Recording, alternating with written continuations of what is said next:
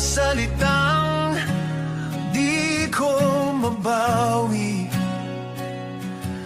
Mga sugat na ako ang may dala, bawat alaala ng pagkakamali,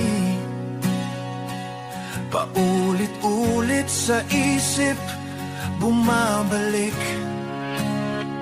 Ngunit sa iyong mata, di mo ako tinalikuran.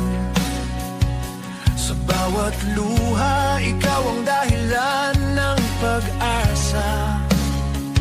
Naramdaman ko ang yakap mong banayad. Sabi mo, anak, tapos na ang iyong parusa. Hindi ako karapat dapat, ngunit